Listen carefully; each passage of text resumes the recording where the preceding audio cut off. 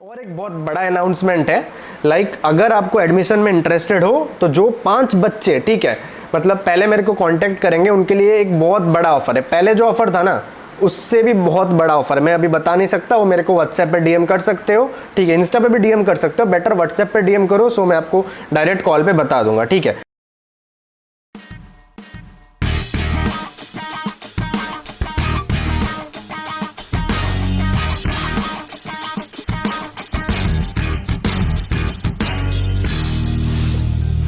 So hi guys, welcome to the channel. Myself Shubham, currently studying in MD second year in University of Perpetual Help in Philippines.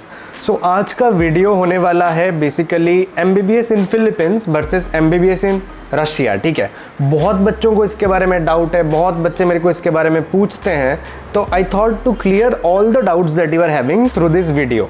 हाँ, और एक चीज़, मेरे को इससे कुछ मिलने वाला नहीं है, मतलब हाँ, मैं बस वीडियो बना रहा हूँ जो ऑनेस्ट ओपिनियन है, जो मेरे को पता चला MBBS इन रशिया के बारे में मेरे दोस्तों से बात करके, और ऑब्वियसली MBBS इन फिलीपींस में तो मैं खुद ही पढ़ रहा हूँ, तो मेरे को इससे ज़्यादा अच्छा एक्सपीरियंस कहाँ से ही मिल पाएगा। और हाँ, मतलब रशिया के बारे में मेरे को बहुत सारी चीज़ें पता चली हैं, मतलब मैं सोच रहा था ये वीडियो ना बनाऊं क्योंकि पता नहीं ये सब बोलना चाहिए कि नहीं, बट फिर भी I will be honest as I have been in this channel. मैं सब कुछ स्ट्रेट बताऊंगा, जो है, फिर मतलब जिसको जैसा लगे और आप अपना डिसीजन सही से ले पाओ। क्योंकि यार बात यह है कि मतलब 6 साल की बात है यार, आप कहीं पे भी कोई सा भी कंट्री चूज़ करो, इट्स नॉट अबाउट 1 ईयर और 2 ईयर या 1 महीने 2 महीने की बात नहीं है, it's a complete of 6 years, ठीक है। आपको अपनी ज़िंदगी का 6 साल या 5 साल इन्वेस्ट करना है कहीं पे, सो आपको हर चीज़ क्लियर होना चाहिए, ठीक है, तब जाके आप मतलब रशिया में करो, फिलीपींस में करो, मेरे को कोई फ़र्क ही नहीं पड़ता, आप कहीं से भी करो, बट आई वांट कि आप कोई गलत डिसीजन लेके फिर रिपेंट ना करो वहाँ पे जाके, क्योंकि ये 6 साल की बात है, ठीक है, कोई मतलब 1 महीना 2 महीना 1 दिन 2 दिन की बात नहीं है।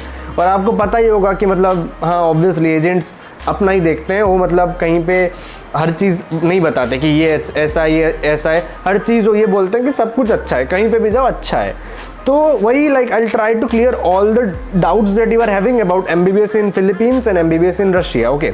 So starting with the video, the first thing that I will discuss is about the infrastructure, okay. और infrastructure, if you see, it is good in Russia because in Russia you will be getting government owned institutes. There are also private institutes, but mainly आपको government institutes मिलेंगे, और government institutes में the infrastructure is better than Philippines. In Philippines the universities will be private owned institutes. अगर आपको government में जाना है it is a bit difficult, और जनरली जो प्राइवेट इंस्टीट्यूट्स हैं वो बहुत अच्छे होते हैं। Those private institutes are on par with the government institutes in Russia. But Philippines में बहुत सारे यूनिवर्सिटीज़ का इंफ्रास्ट्रक्चर उतना अच्छा नहीं होता है, ठीक है। फॉर एग्जाम्पल आप आमा बोल लो, आमा का स्टडीज़ अच्छा है बट इंफ्रास्ट्रक्चर उतना अच्छा नहीं है, and you can also see यूवीगुलस, बट इंफ्रास्ट्रक्चर जिनका अच्छा है university of perpetual help system, वो यूनिवर्सिटी और उसका इंफ्रास्ट्रक्चर बहुत अच्छा है, ठीक है, उसका मतलब सॉकर ग्राउंड है, मतलब ऑडिटोरियम, 2-3 लाइब्रेरी, सब कुछ अच्छा है, ठीक है। सो मेरे को नहीं लगता इंफ्रास्ट्रक्चर एक रीज़न होना चाहिए, अगर आप एडमिशन लेना चाह रहे हो, infrastructure won't be a big reason. Infrastructure कैसा भी हो आपका मेन फोकस ये होना चाहिए कि मतलब पढ़ाई कैसी है, इंटर्नशिप कैसा है, जो कि बहुत अच्छा है फिलीपींस में, आपको पता होना चाहिए। और फिलीपींस का जो इंटर्नशिप है वो वैलिड है GMC, और ऑब्वियसली GMC वैलिडेटेड है, USMLE में भी वैलिडेटेड है। तो आप अगर इंटर्नशिप फिलीपींस में कर रहे हो, सो डायरेक्टली आप प्लैब दे सकते हो, USMLE दे सकते हो, बट आप अगर रशिया से कर रहे हो इंटर्नशिप, जो कि 3 साल का क्लिनिकल होता है और 3 साल का नॉन क्लिनिकल होता है, ठीक है, तो उसमें आप डायरेक्टली प्लैब नहीं दे सकते हो, वहाँ का इंटर्नशिप वैलिड नहीं माना जाता है GMC के द्वारा। बट उनका जो कोर्स है obviously that is approved by NMC and WHO, the same is with Philippines, उनका भी कोर्स अप्रूव्ड है, मतलब WHO और जितने भी बड़े बड़े हैं जैसे AMC, GMC और NMC, सबसे, ठीक है। सो वही मैं कह रहा था कि इंफ्रास्ट्रक्चर एक बड़ा रीज़न आपके लिए नहीं होना चाहिए, it should be studies, internship, and the main thing is next, ठीक है, नेक्स्ट आपको क्लियर करना है, मेन फोकस उस पर होना चाहिए। तो सेकेंड थिंग जो हम डिस्कस करेंगे that is FMG। FMG is a big difference, ठीक है। अगर रशिया का FMG का पासिंग इतना है विच इज 15 to 20%, तो फिलीपींस का इतना ज़्यादा है विच इज़ अराउंड 40 to 45%, ठीक है।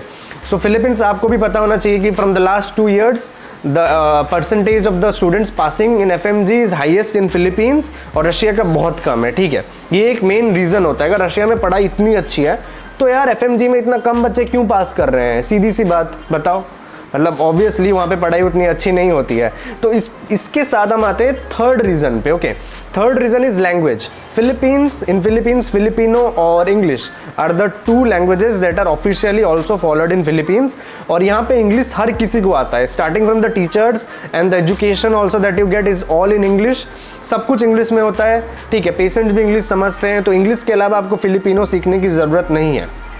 बट इन रशिया बहुत सारे इंस्टीट्यूट्स में आपको पता भी नहीं होता, आप एडमिशन ले लेते हो, फिर आपको पता चलता है कि स्टार्टिंग के जो 3 साल है इसमें आपको इंग्लिश में सब कुछ होता है, फिर the next 3 years is everything is in Russian. Okay, मतलब चलो रशियन मतलब ऐसा है कि जब आप क्लिनिकल में जाते हो 3 साल का, उसमें आपको रशियन चाहिए होता है पेशेंट से इंटरेक्ट करने के लिए, बट वहाँ पे यहाँ तक की पढ़ाई बुक सब कुछ रशियन में होता है। So the first 3 years English में करा देते हैं, फिर आखिरी के 3 साल रशियन में।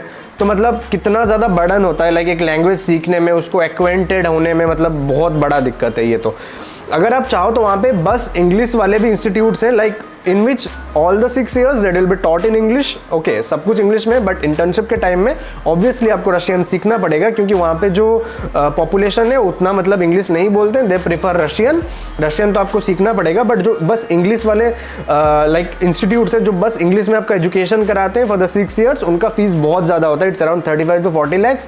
तो उस हिसाब में आप फिलीपींस में जा सकते हो, जहाँ का टोटल पैकेज 30 से 35 lakhs में हो रहा है, ठीक है। परपेचुअल का the total budget is 35 lakhs।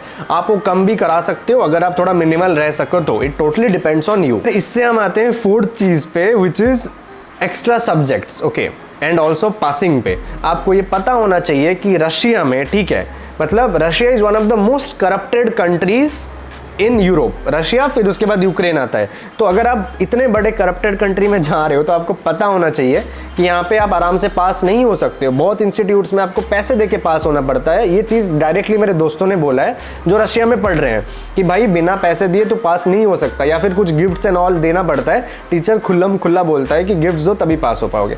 तो ऐसा गंदा सीन है। ऑब्वियसली करप्टेड कंट्री है यार, मैं भी चेक कर रहा था, तो इसलिए ऐसा सीन चलता है वहाँ पे। और स्टार्टिंग के 3 years में बहुत एक्स्ट्रा सब्जेक्ट्स होते हैं लोकल जो आपको पढ़ना पड़ता है वहाँ पे। अगर आप रशिया में MBBS कर रहे हो, फिलीपींस में कोई भी एक्स्ट्रा सब्जेक्ट नहीं है। हाँ, AB साइकोलॉजी है, जो कि मैं खुला बोलता हूँ कि हाँ वो वेस्टेज है 1 year का, बट फिर भी आपका MD 4 साल में हो रहा है, ठीक है। और जब आप AB साइकोलॉजी में 1 साल कर रहे हो, उस टाइम पे you can go through anatomy physiology, ऐसा कोई बाउंडेशन नहीं है, आप खुद पढ़ना स्टार्ट कर सकते हो। और हाँ, NMAT के बारे में उतना टफ नहीं है, बहुत ईजी एग्जाम है, 2 पेपर्स में होता है। अगर आप चाहो तो मेरा टारगेट NMAT कोर्स भी ज्वाइन कर सकते हो, लिंक आपको डिस्क्रिप्शन में मिल जाएगा। और एक बहुत बड़ा अनाउंसमेंट है, लाइक अगर आपको एडमिशन में इंटरेस्टेड हो तो जो 5 बच्चे, ठीक है, मतलब पहले मेरे को कांटेक्ट करेंगे, उनके लिए एक बहुत बड़ा ऑफर है। पहले जो ऑफर था ना, उससे भी बहुत बड़ा ऑफर मैं अभी बता नहीं सकता, वो मेरे को व्हाट्सएप पे DM कर सकते हो, ठीक है। इंस्टा पे भी DM कर सकते हो, बेटर व्हाट्सएप पे DM करो, सो मैं आपको डायरेक्ट कॉल पे बता दूंगा, ठीक है। बस 5, तो जल्दी मेरे को मैसेज करना। जो 5 होंगे डॉक्यूमेंट्स देंगे, मतलब जो भी 5 होंगे, सो जो भी पहले 5 होंगे बस उनके लिए ऑफर वैलिड है। तो सॉरी अगर मतलब उसके बाद कोई करता है, but still you can DM me on my WhatsApp. फिर उसके बाद हम आते हैं 5th चीज़ पे, which is going to be the curriculum.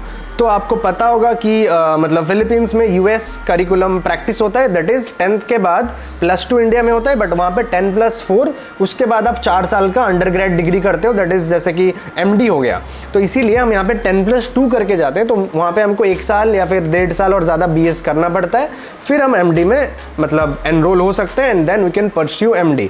But अगर आप रशिया में देखो, यहाँ पे European credit transfer system follow होता है, विच इज़ यूरोपियन करिकुलम, जहाँ पे मतलब कुछ एक्स्ट्रा सब्जेक्ट्स होते हैं और 3 साल पहले का नॉन क्लिनिकल होता है, फिर 3 साल क्लिनिकल होता है, जहाँ पे आपके रोटेशंस लगते हैं। बट फिलीपींस में MD के आखिरी साल आपका इंटर्नशिप होता है, वो बहुत अच्छा होता है, जैसे 2 दिन में like for 48 hours, that is 2 दिन का, उससे आपका 24 आवर्स 26 आवर्स भी आपका क्लिनिकल रोटेशन जॉब लगता है, ओके। उसके बाद हम आते हैं हॉस्टल्स पे। हॉस्टल्स अगर आप देखो ना, तो ये रशिया में अच्छा है। रशिया के जो यूनिवर्सिटीज़ है, गवर्नमेंट इंस्टीट्यूट्स है, वहाँ पे हॉस्टल्स है, आप वहाँ के हॉस्टल्स में रह सकते हो और कोई दिक्कत नहीं है। वहाँ पे प्राइवेट हॉस्टल्स भी है, वहाँ पे भी आप रह सकते हो, और वहाँ पे कोई शॉर्टेज नहीं होता हॉस्टल्स का। बट फिलीपींस के बहुत सारे प्राइवेट इंस्टीट्यूट्स में हॉस्टल्स नहीं है, या फिर हॉस्टल्स के शॉर्टेज होते हैं, ठीक है। मतलब आपको बाहर रहना पड़ता है, और कोई दिक्कत नहीं है यार। बाहर अगर फिलीपींस में आप अपार्टमेंट में रहते हो या फ्लैट्स लेके रहते हो अपने दोस्तों के साथ, इट इज़ चीपर। अगर मंथली देखो ना, जो हॉस्टल में रह रहा है उसको अगर 20 to 23 पड़ रहा है, तो अगर आप अपार्टमेंट या फिर अपने दोस्तों के साथ रेंट पे फ्लैट्स लेके रह रहे हो, it will be cheaper for you, it will be around 18,000 17-18,000 ऐसा होता है। तो मेरे को लगता है हॉस्टल्स ना मिलना कोई भी यूनिवर्सिटी में फिलीपींस में, it's like blessing in disguise अगर बताओ तो। मतलब चीप पड़ रहा है और क्या चाहिए, और वो भी मतलब यूनिवर्सिटी के मतलब चारों तरफ आपको फ्लैट्स, घर, अपार्टमेंट सब मिल जाते हैं इंडियन स्टूडेंट्स के लिए 6 महीना या फिर 1 साल के कॉन्ट्रैक्ट में। सो कोई दिक्कत वाली बात होनी नहीं चाहिए, ठीक है।